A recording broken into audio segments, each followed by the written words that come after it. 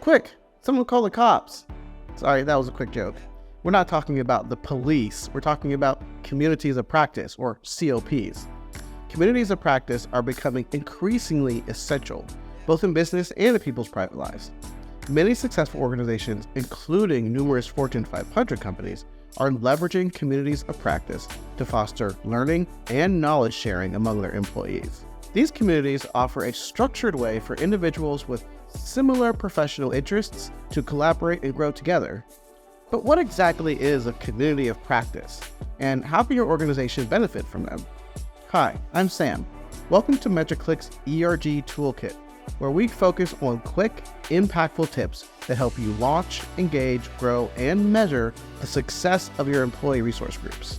In this video, we'll help you understand what a community of practice is, break it down into its different levels, and guide you toward additional resources for starting and managing those groups in the workplace. But first, we make these videos because we love seeing the life-changing impacts of well-run mentoring and ERG programs. Showing a little love by hitting those like and subscribe buttons helps us know what's working and gives us the feedback we need to make sure you can get even more content like this.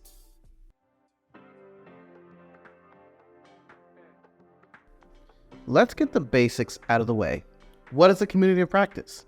It's simple. A community of practice is a group of professionals who are organized to meet with the intent of personal and professional development. So where two or more are gathered for professional development, a community of practice is there. Typically, a community of practice is structured around a specific industry, function, or role.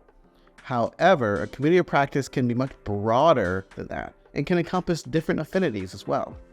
These communities can come in many shapes, sizes, and names. In a workplace environment, employee resource groups and group mentoring programs are great examples. These employer-supported groups and programs are purpose-built for functional relationship building and professional development. Outside of that, many COPs exist across all manner of levels, sizes, and industries, from trade groups to local regular meetups.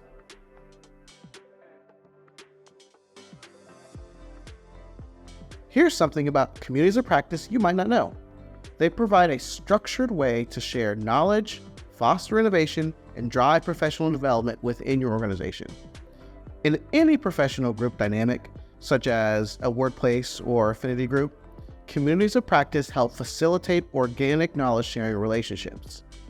It's great when that happens, but it's also hard to track and measure.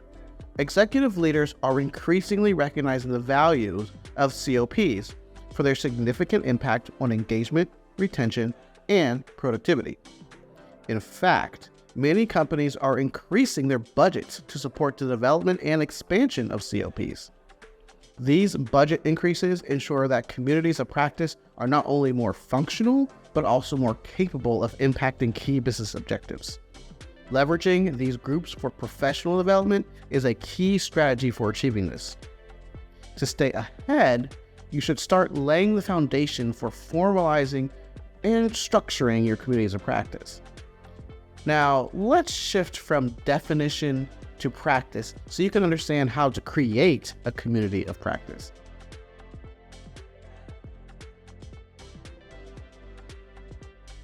The first step to establishing a community of practice is to clearly identify and define your goals. Your goals should address several key areas. 1, the professional development needs of your participants.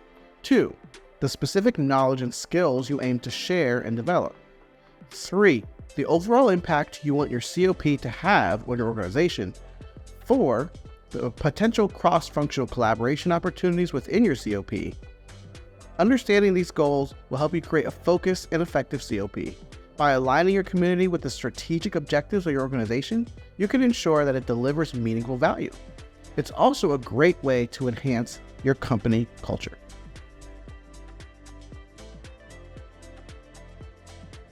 So once you've defined your goals, begin creating a structured plan for your community of practice.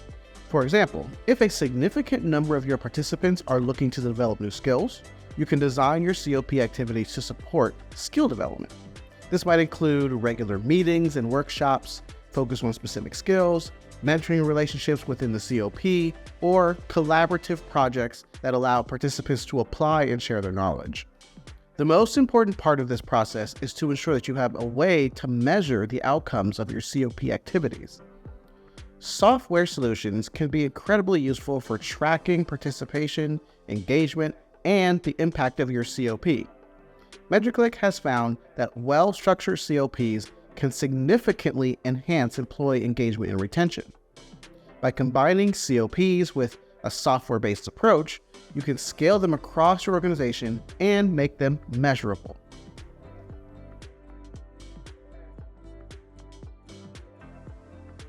As with most HR initiatives, no community of practice in a work environment can succeed without executive buy-in. The data already supports the idea that your executives are likely to be on board with the initiative.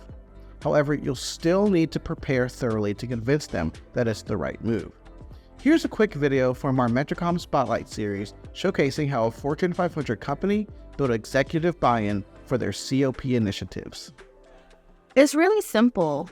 When you think about essentially paying it forward, I always think about it, put yourself in that person's shoes. What advice would you give your younger self if you could, right? That type of notion. And then transcending that into an organization's greatest asset is its people. An organization is only as good as its people, right? So you want to make sure that you are pouring into your people so they can in turn pour back into the organization. So it's a win-win across the board. And when you explain it in the simplest terms as that, it really should just be obvious and resonate, right? Because the war on talent is fierce everywhere. Like, it's a true war on talent out there across all industries. And so it's really competitive. And so we want to make sure that we, again, are pouring into our employees, that they feel valued, that they feel that there are development opportunities here.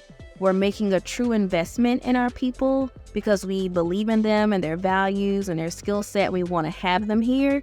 And so whenever we make that connection and realize that, it's a win-win across the board. And so there is a no-brainer of the buy-in and support that should come across the board in numbers whenever you explain it in that simplest terms. How much knowledge sharing is already happening within your organization's communities of practice? Let us know in the comments below. Employees join COPs to grow, develop, and learn within the context of others who share their professional interests and experiences. Formalizing these knowledge-sharing relationships not only provides the structure needed to maximize their benefits, but also ensures a more equitable approach within your organization. And when paired with a software-based approach, you can scale communities of practice like ERGs and mentoring groups across your organization and make their impact measurable, something your executive leadership team will love. If you found this video helpful, be sure to like and subscribe. And don't forget to check us out at MentorcliQ.com and on LinkedIn at MentorcliQ.